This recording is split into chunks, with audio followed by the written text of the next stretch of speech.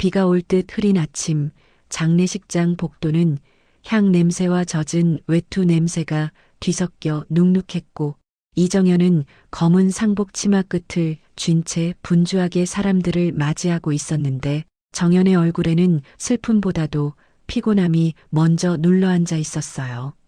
시어머니 장례는 갑작스러웠고, 시아버지 박문수는 멍한 눈으로 영정 앞에만 앉아 있었으며, 남편 박준호는 상주 완장을 차고도 계속 휴대폰을 만지작거리며 곧 올 거야, 올 거야라는 말만 되풀이했죠. 조문객들은 하나같이 같은 질문을 했습니다. 며느리는 어디 갔나라는 질문이었고, 정현은 그때마다 입술을 달싹이다가 결국 잠깐 일이 있어서요라고 얼버무릴 수밖에 없었습니다. 사실 며느리 한서윤은 장례식장에 없었고, 정확히 말하면 새벽 잠깐 들렀다가 검은 코트만 걸친 채 사라졌으며, 그때 남편 준호에게 남긴 말은 짧았어요. 나 잠깐만 다녀올게. 금방 올게. 발인 시간이 가까워질수록 빈소의 공기는 더 차가워졌고, 상복을 입은 친척들의 눈빛도 날카로워졌습니다. 큰아주버니 박성재는 조문객이 빠진 틈을 타 준호를 복도 끝으로 불러 세웠고, 목소리를 낮추면서도 단단하게 눌러 말했죠. 준호야, 너희 처 지금 어디냐? 이게 장난이냐? 준호는 눈을 피하며 형, 진짜 금방 온대. 제가 연락했어라고 답했지만 성재는 코웃음을 치며 금방? 발인이 금방이야. 어머니 보내는 길에 며느리가 없는데 그게 말이 되냐라고 쏘아붙였습니다. 그 말을 옆에서 들은 정현은 손끝이 차가워졌고, 이 집은 지금 슬픔보다 체면이 먼저 무너지고 있다는 생각이 들면서도 정작 정현은 체면이 무너지는 게 두려운 자신이 또 한 번 싫어졌습니다. 같은 시각 장례식장에서 차로 20분 거리의 대형 쇼핑몰은 평일 오전처럼 밝았고, 유리 천장으로 들어오는 햇빛이 매장 바닥을 번들거리게 비추고 있었습니다. 서윤은 마스크를 쓴 채 명품 매장 앞에서 잠시 발을 멈췄고, 유리 진열장 속 반짝이는 가방을 보다가 손목에 찬 검은 리본을 만지작거렸어요. 매장 직원이 다가와 도와드릴까요? 라고 묻자 서윤은 망설이다가 검정으로 너무 튀지 않는 걸로요라고 말했고, 그 말이 끝나자 본인도 놀란 듯 한숨을 길게 내쉬었습니다. 단순히 쇼핑을 즐기러 나온 사람의 표정은 아니었지만, 누가 봐도 장례식장에 있어야 할 사람이 쇼핑몰에 있다는 사실 자체가 이미 충분히 잔인한 그림이었습니다. 서윤은 가방을 고르며 계속 휴대폰 화면을 확인했고, 준호에게서 지금 어디야라는 메시지가 연달아 쌓이는 걸 보면서도 바로 답을 보내지 못했어요. 장례식장에서는 결국 발인 준비가 시작됐습니다. 영정사진을 옮기고 관을 운구할 사람들이 자리를 맞추는 동안 문수는 멍하니 앉아 있다가 정현의 손을 붙잡고 작게 물었습니다. 서윤이는 아직도 못 오는 거냐? 그 한마디에 정현은 가슴이 철렁 내려앉았고, 괜찮다고 말하고 싶었지만 차마 그러지 못해 곧 온다고 했습니다라고만 답했죠. 문수는 고개를 끄덕였지만 그 눈빛에는 고지라는 말이 믿기지 않는 사람의 슬픔이 담겨 있었고, 정현은 그 눈빛을 보는 순간 서윤을 대신해 사과하고 싶은 마음과 왜 내가라는 서러움이 동시에 올라왔습니다. 준호는 통화를 걸다가 결국 장례 지도사의 안내에 밀려 운구줄에 섰고, 그의 손은 계속 떨리며 화면을 훑쳤는데 그때 전화가 연결된 듯 짧은 목소리가 들렸어요. 서윤아, 지금 당장 와. 제발. 준호의 목소리가 갈라졌고, 그 갈라진 목소리 뒤로 나도 지금이라는 서윤의 말이 잠깐 들리다가 끊겼습니다. 그 짧은 통화 이후 장례식장 사람들의 분노는 확신으로 바뀌었습니다. 며느리가 어머니 장례에 안 온다는 말은 순식간에 발인 날 쇼핑 갔다더라로 변했고, 누군가의 입에서 흘러나온 소문은 너무 빠르게 너무 정확하게 퍼졌어요. 정연은 그 말을 들었을 때 목이 바짝 말랐고 한쪽에서는 사람들이 너무한다는 생각이 들다가도 다른 한쪽에서는 그럴 만하다는 생각이 들어 마음이 갈라졌습니다. 성재는 준호를 쳐다보며 단호하게 말했죠. 준호야, 어머니 가시는 길이다. 오늘 이 자리에서 너도 선택해야 한다. 준호는 입술을 깨물었고 그 순간 운구차가 장례식장을 떠날 준비를 마쳤습니다. 서윤은 쇼핑몰 계산대 앞에서 영수증을 받아들고 잠시 멈춰 섰습니다. 장례식장으로 뛰어가야 하는데도 발이 떨어지지 않는 사람처럼 서윤은 가방 손잡이를 꼭 쥔 채 숨을 가쁘게 몰아쉬었고 매장 안의 밝은 조명이 오히려 그녀의 얼굴을 더 창백하게 만들었어요. 그때 서윤의 휴대폰 화면에 발인 시작이라는 메시지가 떠올랐고 서윤은 손가락으로 화면을 쓸어내리다 말고 고개를 숙였습니다. 누군가에게는 단순한 무례로 보일 행동이었지만 이 순간 서윤의 마음속에서는 돌아갈 수 없는 선을 넘었다는 감각이 조용히 울리고 있었죠. 그리고 그 선을 넘은 대가가 무엇인지 아직은 아무도 정확히 몰랐습니다. 다만 며칠 뒤 서윤이 빈 통장과 함께 집을 나서게 될 운명이 이미 이 아침부터 천천히 움직이기 시작했다는 것만은 아주 조용히 확실해지고 있었습니다. 장례식이 끝난 다음 날 아침, 집안은 믿을 수 없을 만큼 조용했습니다. 조문객들로 북적이던 어제와 달리 오늘의 거실에는 시어머니의 사진만이 제자리에 놓여 있었고 그 앞에 놓인 국화 몇 송이가 밤새 시들어 고개를 떨군 채 남아 있었죠. 시아버지 박문수는 새벽부터 거실 소파에 앉아 한참을 움직이지 않았습니다. 상복 대신 평소 입던 낡은 니트를 걸쳤지만 그 모습은 더 초라해 보였고 손에는 아직도 장례식장에서 나눠준 조그만 수첩을 쥔 채였습니다. 그 수첩에는 조문객 이름과 금액이 적혀 있었지만 문수는 그걸 읽고 있지 않았어요. 그냥 손에 쥐고 있을 뿐이었습니다. 며느리 한서윤은 아침 늦게 방에서 나왔습니다. 머리는 단정히 말려 있었고 어제 쇼핑몰에서 들고 왔던 종이 쇼핑백은 방 안구석에 조용히 세워져 있었죠. 서윤은 거실에 있는 사람들을 한번 훑어보고는 아무 말 없이 냉장고 문을 열었습니다. 마치 평소와 다를 바 없는 아침처럼 행동하려 애쓰는 모습이었지만 그 어색함은 집안 공기와 전혀 어울리지 않았습니다. 박준호는 그 모습을 보고도 아무 말하지 못한 채 식탁에 앉아 물만 한 모금 마셨습니다. 준호 역시 밤새 잠을 이루지 못한 얼굴이었고 눈밑은 짙게 내려앉아 있었습니다. 어제는 많이 피곤했지. 준호가 조심스럽게 말을 꺼냈지만 그 말은 위로도 질문도 아닌 어정쩡한 소리로 공중에 흩어졌습니다. 서윤은 고개를 끄덕이기만 했고 응, 정신이 좀 없었어라고 짧게 답했습니다. 그 말 속에는 사과도 변명도 설명도 없었어요. 문수는 두 사람의 대화를 듣고도 고개를 들지 않았습니다. 그 침묵이 오히려 말보다 더 많은 걸 말해주고 있었죠. 이 집에서 어제의 일은 아직 끝나지 않았다는 사실을요. 오전이 되자 큰아들 박성재와 며느리 정연이 집으로 들어왔습니다. 성재는 현관에서 신발을 벗자마자 거실 분위기를 읽고는 얼굴이 굳어졌습니다. 정연은 말없이 부엌으로 들어가 차를 끓였고 그 사이 성재는 서윤을 똑바로 바라보며 낮은 목소리로 말했습니다. 서윤 씨, 어제는 왜 안 왔습니까? 그 질문은 공격적이지 않았지만 피할 수 없는 질문이었습니다. 서윤은 잠시 말을 고르다가 개인적인 사정이 좀 있었어요 라고 답했는데 그 말은 오히려 성재의 얼굴을 더 굳게 만들었습니다. 어머니 장례가 개인적인 사정으로 빠질 수 있는 일입니까? 성재의 말이 끝나자 거실 공기가 단단히 얼어붙었습니다.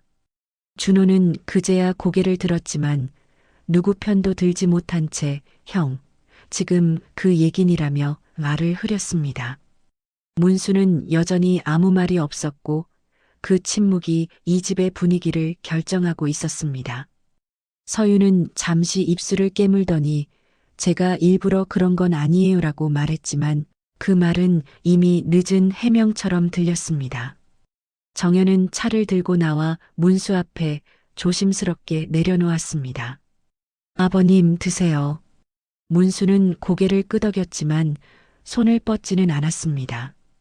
그의 시선은 자연스럽게 서윤 쪽으로 향했다가 다시 사진 앞으로 돌아왔습니다.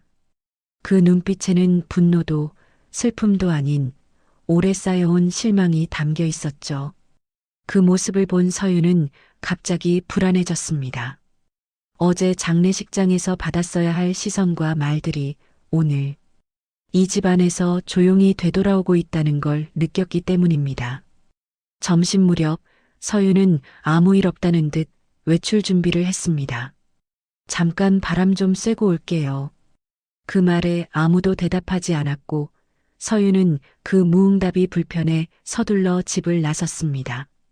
현관문이 닫히는 소리가 유난히 크게 울렸고 그 소리가 사라진 뒤에도 거실에는 한동안 정적이 남아 있었습니다. 성재는 그제야 낮게 말했습니다. 아버지, 이대로 넘어갈 일은 아닙니다. 문수는 그 말을 듣고도 한참 뒤에야 고개를 들었고 짧게 한마디만 했습니다. 알고 있다. 그날 저녁 서윤은 아무 일 없었던 사람처럼 집에 돌아왔습니다. 하지만 집 안 공기는 아침과 달리 더 무거워져 있었고 준호는 식탁에 앉아 서류 하나를 바라보고 있었습니다. 서윤은 그게 무엇인지 알 수 없었지만 왠지 모르게 가슴이 서늘해졌습니다. 아직 아무도 빈 통장에 대해 말하지 않았고 아직은 아무것도 드러나지 않았습니다.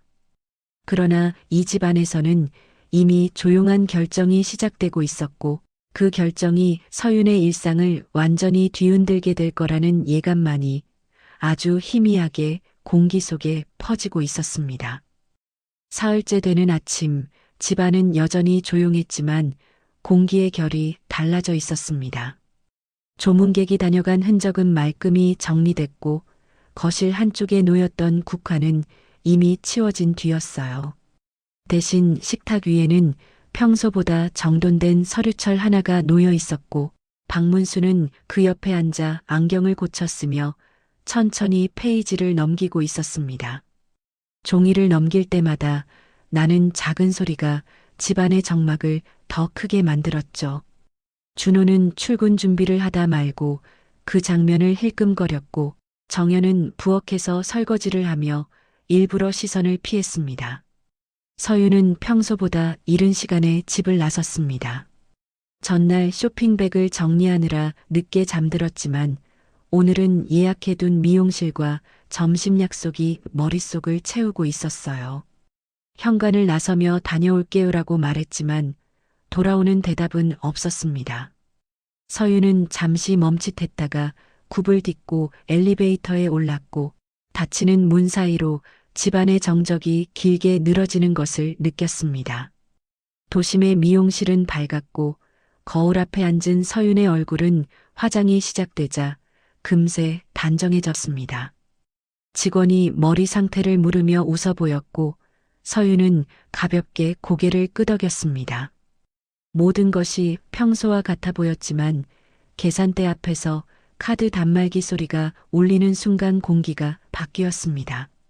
고객님, 결제가 승인되지 않네요. 직원의 말에 서윤은 웃음을 유지한 채 카드를 다시 내밀었습니다. 다시 한번 같은 소리. 서윤은 잠시 멍해졌다가 휴대폰을 꺼내 카드 앱을 확인했어요. 사용 정지라는 붉은 글자가 눈에 들어왔고 심장이 한 박자 늦게 뛰기 시작했습니다. 다른 카드로 해볼까요? 직원의 조심스러운 물음에 서윤은 서둘러 가방을 뒤졌습니다. 지갑 속 카드들은 모두 같은 결과를 내놓았고 주변의 시선이 조금씩 모였습니다. 서윤은 얼굴이 화끈거렸지만 애써 침착한 척하며 현금 결제를 요청했습니다. 계산을 마치고 나오는 길, 서윤은 엘리베이터 안에서 한참을 서서 손바닥을 쥐었다 폈다 했습니다. 일시적인 오류겠지.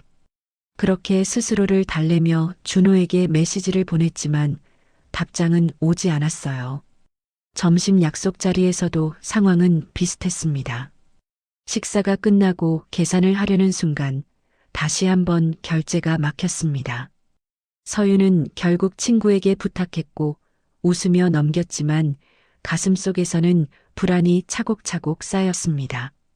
화장실 거울 앞에서 서윤은 숨을 고르며 휴대폰 뱅킹을 열었습니다. 잔액 표시가 떠오르자 손끝이 차갑게 식었습니다. 공동 통장의 잔액은 0원. 순간 눈앞이 어두워졌고 설마라는 생각이 머릿속에서 무너졌습니다. 집으로 돌아오는 길, 서윤은 택시 안에서 몇 번이나 준호에게 전화를 걸었지만 연결되지 않았습니다. 창밖의 풍경이 빠르게 지나갔고 그 속도가 오히려 서윤의 불안을 증폭시켰습니다. 현관문을 열자 집안은 조용했고 신발장 위에 놓인 열쇠 묶음이 유난히 정리되어 있었습니다.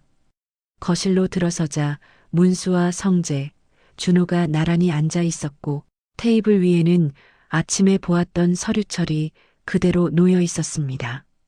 서윤은 아무 말 없이 서류철을 바라보다가 준호를 봤습니다. 준호의 표정은 평소와 달랐고 시선을 피하지도 않았어요. 문수는 천천히 안경을 벗어 내려놓으며 서윤을 향해 고개를 들었습니다. 그 눈빛은 차분했지만 단단했고 서윤은 본능적으로 이 집의 규칙이 바뀌었음을 느꼈습니다. 아직 아무 말도 나오지 않았지만 이미 결정은 내려진 얼굴들이었습니다. 서윤은 가방을 내려놓으며 낮게 물었습니다. 무슨 일이에요? 그 질문은 평소처럼 가볍지 않았고 집안의 공기는 더 조용해졌습니다. 문수는 잠시 숨을 고른 뒤 서류철을 천천히 밀어놓았습니다. 서윤의 시선이 그 위에 멈춘 순간 손끝이 떨렸습니다. 빈 통장과 멈춘 카드, 그리고 말로 설명되지 않는 거리감이 한꺼번에 밀려왔기 때문입니다. 이 균열은 소리 없이 시작됐지만 되돌릴 수 없을 만큼 깊어지고 있었습니다. 서류철이 테이블 위에 놓인 채로 한동안 아무 말도 오가지 않았습니다. 집안의 시계 초침 소리만 또렷하게 들렸고 그 소리는 서윤의 심장 박동과 묘하게 겹쳐졌어요. 박문수는 손을 모아 무릎 위에 올린 채 서윤을 바라보지도 않고 천천히 입을 열었습니다. 서윤아, 내가 놀랄 만한 일인 건 안다. 그의 목소리는 낮고 차분했지만 감정이 배제된 말투는 오히려 더 무겁게 느껴졌습니다.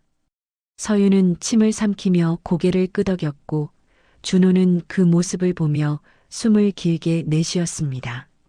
문수는 서류철에서 한 장을 꺼내 테이블 위에 펼쳤습니다. 그 종이에는 익숙하지 않은 계좌번호와 함께 박문자라는 이름이 적혀 있었어요. 서윤의 시선이 그 이름에 멈추자 문수는 말을 이었습니다.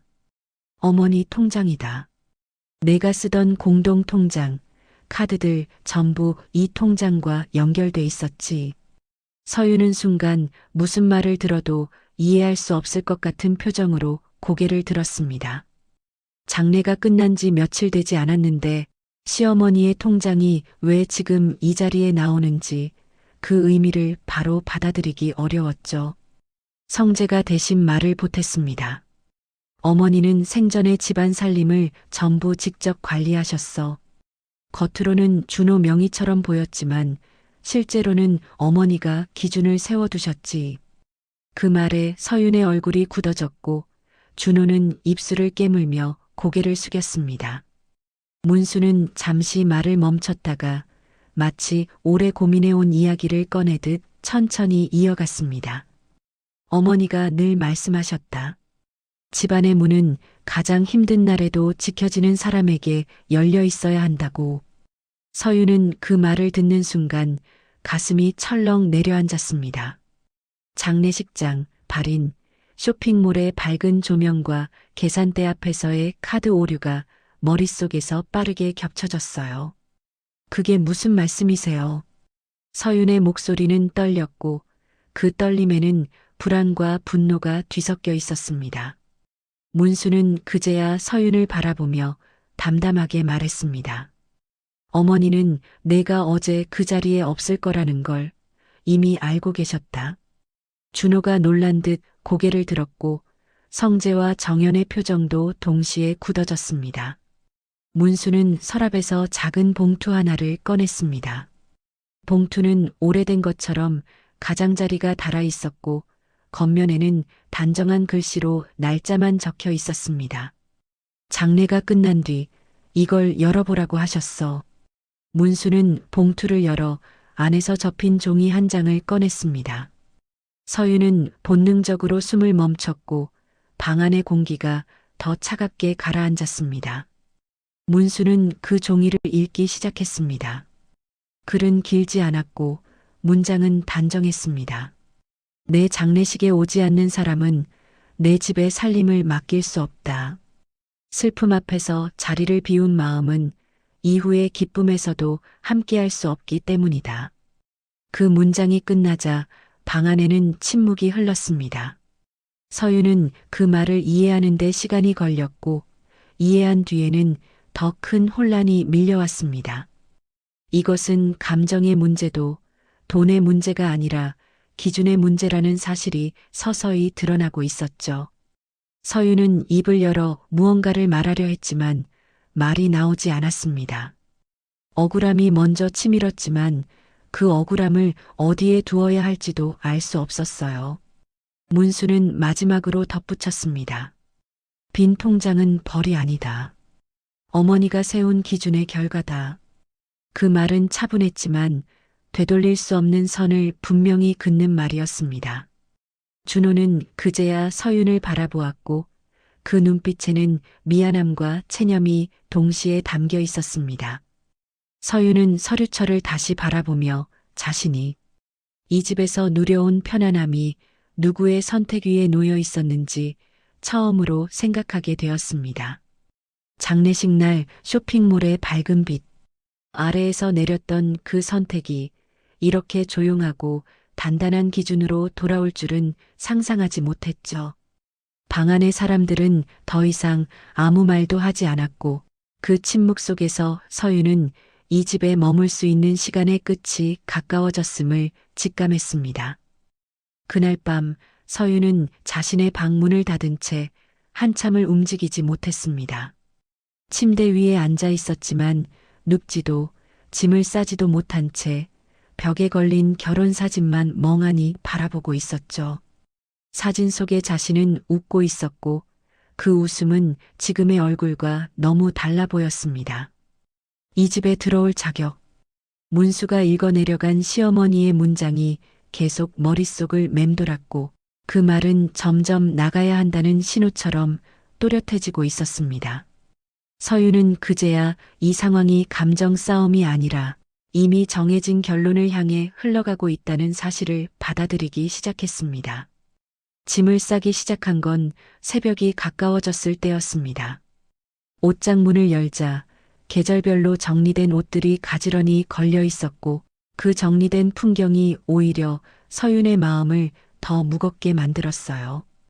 이 집에서의 생활은 늘 편리했고 부족함이 없었으며 서윤은 그것을 당연하게 받아들이고 있었습니다. 가방 하나를 꺼내 옷을 접어 넣으면서도 이 옷을 살 때 카드가 막히지 않았던 이유를 이제야 이해하게 되었죠. 그 이해는 늦었지만 너무 명확해서 부정할 수 없었습니다. 문 밖에서는 낮은 목소리들이 오갔습니다. 준호와 문수, 성재가 거실에서 이야기를 나누고 있었고 그 대화에는 서윤의 이름이 거의 등장하지 않았습니다. 그 사실이 서윤을 더 불안하게 만들었어요. 누군가에게 설득당하거나 말다툼을 하는 것보다 이렇게 이미 정리된 사람이 되는 게 더 아프다는 걸 서유는 처음으로 느꼈습니다. 가방 지퍼를 닫는 소리가 방 안에 울렸고 그 소리는 이 집에서의 시간이 끝났다는 신호처럼 들렸습니다. 아침이 밝자 서유는 조용히 방문을 열었습니다. 거실에는 정연만 나와 있었고 그녀는 서윤을 보자마자 자리에서 일어났습니다. 두 사람은 잠시 마주섰지만 정연은 아무 말도 하지 않았어요. 대신 현관 쪽을 가리키며 고개를 끄덕였고 그 행동에는 더 이상 붙잡지 않겠다는 의미가 담겨 있었습니다. 서윤은 고개를 숙여 짧게 인사한 뒤 신발을 신었고 손잡이를 잡은 순간 잠시 멈췄습니다. 저 일부러 그런 건 아니었어요. 서윤의 목소리는 낮았고 스스로에게 하는 말처럼 들렸습니다. 정연은 잠시 침묵하다가 담담하게 답했습니다. 알아요. 하지만 장례식 날 자리에 있었어야 했다는 것도 사실이에요. 그 말은 비난도 위로도 아니었고 단순한 사실이었습니다. 서윤은 그 말에 아무 대답도 하지 못한 채 문을 열었습니다. 현관문을 나서자 아침 공기가 차갑게 얼굴을 스쳤습니다. 서윤은 한 발 내딛었다가 다시 뒤돌아보았습니다. 집안은 여전히 조용했고 시어머니의 사진이 놓여있던 거실 한쪽이 희미하게 보였습니다. 그 순간 서윤은 처음으로 시어머니의 얼굴을 떠올렸습니다. 엄격했지만 말수가 적었고 늘 기준을 중요하게 여기던 사람. 서윤은 그 기준을 이해하지 않으려 했고 결국 그 대가를 지금 치르고 있다는 생각이 들었습니다. 짐가방을 끌고 계단을 내려가며 서윤은 휴대폰을 확인했습니다. 통장은 여전히 비어 있었고 카드도 작동하지 않았습니다. 하지만 그 사실보다 더 무거운 건 자신이 어디로 가야 할지 명확하지 않다는 현실이었습니다. 그럼에도 불구하고 발걸음은 멈추지 않았어요.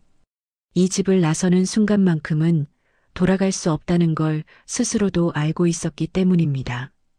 차가운 아침 햇살 아래에서 서윤은 잠시 서서 숨을 고른 뒤 길을 걸어 내려갔습니다. 집을 나오는 뒷모습은 초라했지만 그 모습에는 뒤늦게나마 자신의 선택에 대한 결과를 마주하는 사람의 그림자가 드리워져 있었습니다. 시어머니 장례식 날 쇼핑몰로 향했던 선택은 이렇게 끝났고 서윤은 이제 이 집의 며느리가 아닌 혼자가 된 한 사람으로 길 위에 서 있었습니다. 서윤이 집을 나선 뒤 집안은 다시 깊은 정적에 잠겼습니다. 현관에 남아있던 신발 자국 하나가 사라지자 마치 이 집에 그런 사람이 처음부터 없었던 것처럼 공간은 빠르게 정리된 침묵으로 채워졌어요. 박문수는 한동안 거실 소파에 앉아 움직이지 않았고 TV도 켜지 않은 채 창밖만 바라보고 있었습니다. 아내를 떠나보낸 뒤부터 익숙해진 고요였지만 오늘의 고요는 또 다른 무게로 내려앉아 있었습니다. 기준을 지켰다는 안도감보다 끝내 확인해야 했던 선택의 씁쓸함이 더 컸기 때문이죠. 정오가 조금 지나자 정연이 조심스럽게 문수에게 다가왔습니다. 아버님, 어머니 물건들 이제 조금씩 정리해도 될까요? 문수는 잠시 생각하다가 고개를 끄덕였습니다. 그 대답에는 서두르지 말라는 뜻과 언젠가는 마주해야 할 일이라는 체념이 함께 담겨 있었어요. 정연은 안방으로 들어가 장롱을 열었고 그 안에는 가지런히 정리된 옷들과 함께 작은 나무 상자 하나가 눈에 띄었습니다. 상자는 오래된 것이었고 자물쇠도 달려있지 않았지만 쉽게 손이 가지 않는 느낌이 들었습니다. 정연은 상자를 들고 거실로 나와 문수 앞에 내려놓았습니다. 아버님, 이게 있었어요.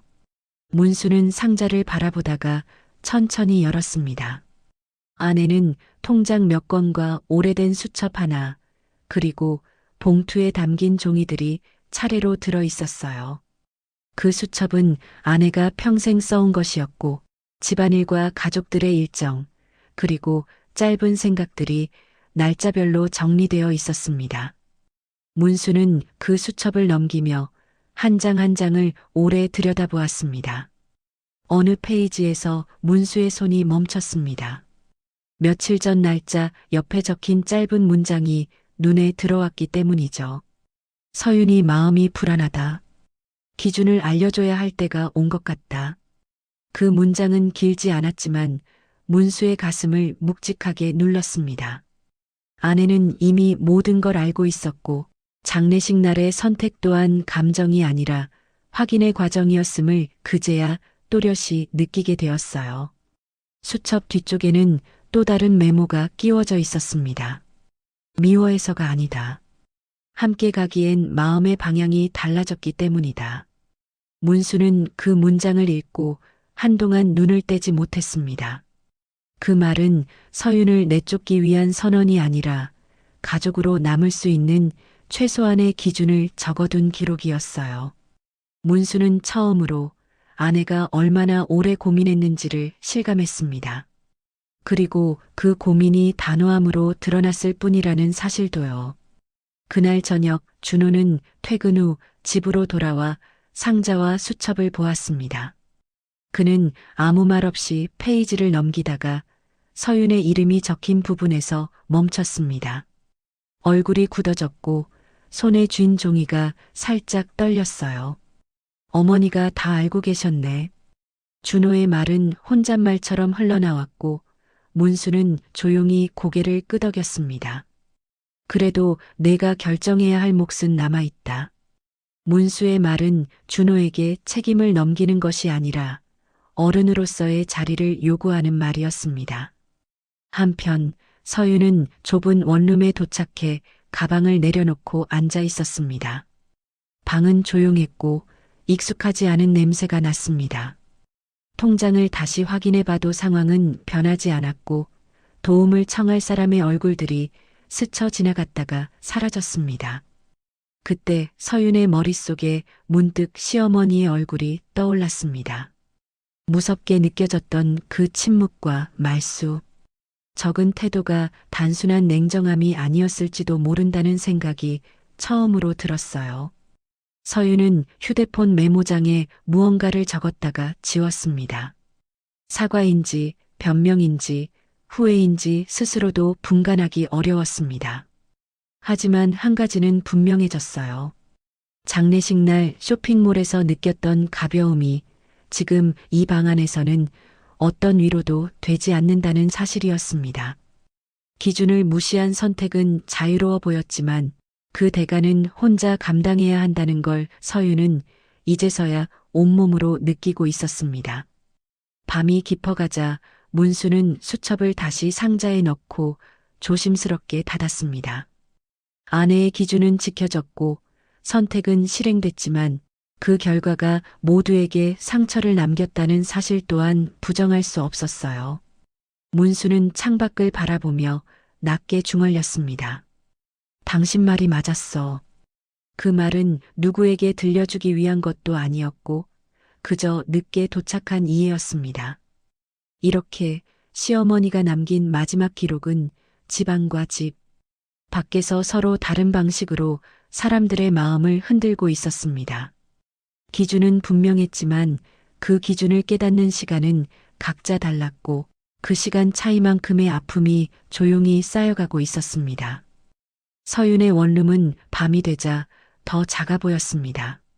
낮에 보지 못했던 벽의 얼룩과 낡은 장판의 모서리가 눈에 들어왔고 형광등 불빛은 지나치게 밝아 마음을 더 불안하게 만들었어요. 서윤은 침대 가장자리에 앉아 휴대폰을 손에 쥔 채 한참을 움직이지 못했습니다. 통장은 여전히 비어 있었고 카드 사용 정지 알림은 지워도 다시 떠오르는 것처럼 마음속에 남아 있었습니다. 그보다 더 무거운 것은 집을 나올 때 끝내 하지 못한 말들이었습니다. 서윤은 연락처 목록을 천천히 내리다가 집이라는 이름으로 저장된 번호 앞에서 손가락을 멈췄습니다. 시아버지 박문수의 번호였죠. 예전에는 필요할 때마다 자연스럽게 누르던 번호였지만 지금은 그 버튼 하나가 유난히 멀게 느껴졌습니다. 서윤은 몇 번이나 전화를 걸었다가 끊기를 반복했고 그 짧은 진동마저도 심장을 세게 두드렸습니다. 결국 깊은 숨을 들이마신 뒤 통화 버튼을 눌렀습니다. 신호음이 길게 울렸고 그 사이 서윤의 머릿속에는 수많은 말이 스쳐 지나갔습니다. 변명처럼 들릴까봐 삼켰던 말들, 장례식 날 느꼈던 혼란, 그리고 지금에 와서야 깨닫게 된 기준의 의미까지. 하지만 전화는 끝내 연결되지 않았습니다. 자동응답음이 들리자 서윤은 그대로 휴대폰을 내려놓았고 손끝이 떨렸습니다. 지금은 받을 마음이 없겠지. 그렇게 스스로를 납득시키려 했지만 가슴 한쪽에서는 또 다른 감정이 고개를 들었습니다. 혹시 이제는 받을 이유조차 없어진 건 아닐까 하는 두려움이었죠. 잠시 후 준호에게서 메시지가 도착했습니다. 길지 않은 문장이었고 설명도 없었습니다. 지금은 연락하지 않는 게 좋을 것 같아. 그 문장을 읽는 순간 서윤은 휴대폰을 내려놓고 고개를 숙였습니다. 그 말은 배려처럼 보였지만 사실상 모든 가능성을 닫아버리는 말처럼 느껴졌어요. 서윤은 침대 위에 몸을 구부린 채 한동안 움직이지 않았고 그 자세는 장례식장에서 바닥에 주저앉아 울던 사람들의 모습과 묘하게 겹쳐졌습니다. 그날 밤 서윤은 거의 잠들지 못했습니다. 눈을 감으면 시어머니의 얼굴이 떠올랐고 말없이 바라보던 그 시선이 계속 마음을 건드렸습니다. 무섭다고만 생각했던 침묵이 사실은 기준을 지키기 위한 기다림이었을지도 모른다는 생각이 이제야 들었어요.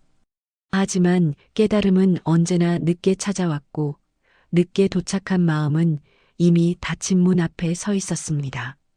같은 시각 문수는 거실에서 혼자 차를 마시고 있었습니다. TV는 꺼져 있었고 수첩과 상자는 여전히 테이블 위에 놓여 있었죠. 휴대폰이 한 번 울렸지만 문수는 화면을 확인하지 않았습니다. 그는 이미 알고 있었습니다.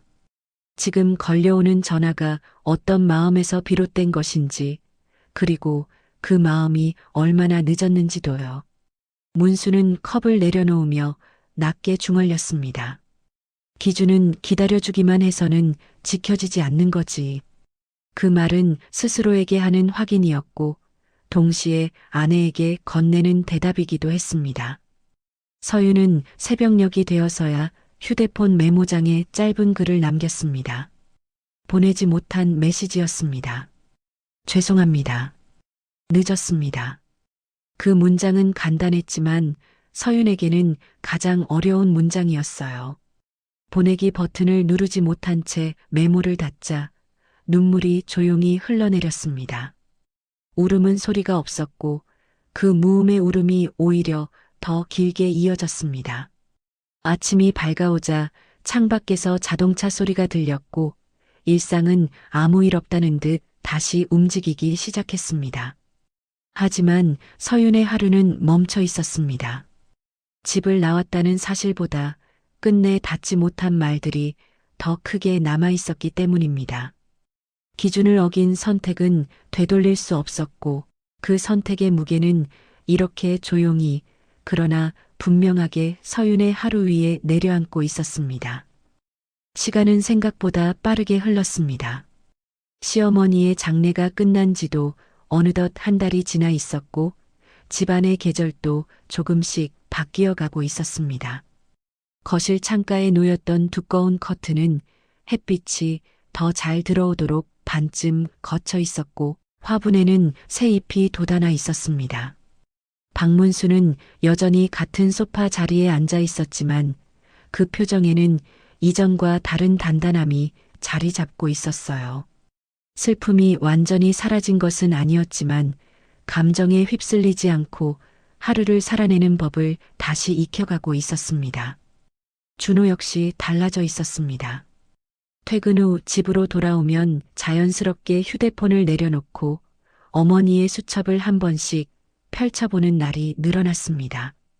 그 안에는 특별한 말보다도 가족의 일상을 기록한 사소한 메모들이 대부분이었지만 준호는 그 사소함이야말로 어머니가 지키고자 했던 삶의 방식이라는 걸 이제야 이해하고 있었습니다. 같이 밥 먹는 날을 소중히 여길 것, 힘든 날엔 자리를 지킬 것. 그런 문장들은 훈계가 아니라 기준이었고 준호는 그 기준을 너무 늦게 배운 대가를 이미 치르고 있었습니다. 어느 날 오후 문수는 정영과 함께 어머니의 묘소를 찾았습니다. 바람은 잔잔했고 묘 앞의 풀은 정갈하게 정리되어 있었죠. 문수는 잠시 묵념한 뒤 낮은 목소리로 말했습니다. 당신 말이 맞았어. 기준을 세우지 않으면 다들 편한 쪽으로만 가더군. 그 말에는 후회보다도 이해가 담겨 있었고 정연은 그 말을 조용히 들으며 고개를 끄덕였습니다. 어머니가 남긴 선택이 누군가를 벌하기 위한 것이 아니라 남은 사람들을 바로 세우기 위한 것이었음을 이 집의 사람들은 이제 분명히 알고 있었습니다. 한편 서윤의 삶도 조금씩 자리를 잡아가고 있었습니다. 원룸은 여전히 좁았고 생활은 이전보다 훨씬 불편했지만 서윤은 새벽마다 일어나 작은 가게에서 아르바이트를 시작했습니다. 손에 물이 닿는 일이 많아졌고 하루가 끝나면 몸은 쉽게 지쳤지만 이상하게도 마음 한편은 더 또렷해졌어요. 계산대 앞에서 동전을 세며 손님을 맞이할 때 서윤은 예전처럼 당연히 누리던 것들이 얼마나 많은 사람의 기준 위에 놓여 있었는지를 자주 떠올리게 되었습니다. 어느 날 퇴근길 서윤은 버스 정류장에 앉아 잠시 하늘을 올려다보았습니다. 해는 이미 넘어가고 있었고 하늘은 서서히 어두워지고 있었죠. 서윤은 가방에서 휴대폰을 꺼내 메모장을 열었습니다. 그 안에는 아직도 보내지지 않은 문장이 남아 있었습니다. 죄송합니다. 늦었습니다. 서윤은 그 문장을 한참 바라보다가 조용히 메모를 닫았습니다. 이제는 보내지 않아도 된다는 걸, 그리고 보내지 못한 말도 삶의 일부로 남을 수 있다는 걸 받아들이기 시작했기 때문입니다. 문수의 집으로 돌아오면 거실 한쪽에는 여전히 어머니의 사진이 놓여 있습니다. 하지만 그 사진 앞에 머무는 시간은 점점 짧아졌고 대신 식탁에 둘러앉아 하루를 나누는 시간이 늘어났습니다. 기준은 사진 속에 머무는 것이 아니라 이렇게 살아있는 사람들의 선택 속에 이어지고 있었습니다. 문수는 그 사실을 알기에 더 이상 과거를 붙잡지 않았습니다. 이 집에서 며느리는 떠났지만 시어머니가 남긴 기준은 남아 있었습니다. 슬픔 앞에서 자리를 지키는 것, 편리함보다 책임을 먼저 생각하는 것, 그리고 가족이라는 이름을 가볍게 대하지 않는 것. 그 기준은 누구를 위한 처벌이 아니라 각자의 삶을 바로 세우기 위한 최소한의 선이었습니다. 서윤은 아직도 가끔 그 집을 떠올립니다. 하지만 이제는 분노도 원망도 아닌 조용한 이해에 가까운 감정으로 그 시간을 바라봅니다. 돌아갈 수는 없지만 배운 것은 분명히 남았다는 사실이 서윤을 조금씩 앞으로 나아가게 하고 있었습니다. 이 이야기는 며느리를 내쫓은 집의 이야기도 빈 통장의 이야기만도 아니었습니다. 가장 힘든 날에 어떤 선택을 하느냐가 한 사람의 자격을 결정한다는 이야기였습니다. 그리고 그 기준은 오늘도 우리 각자의 삶 앞에서 조용히 질문을 던지고 있었습니다.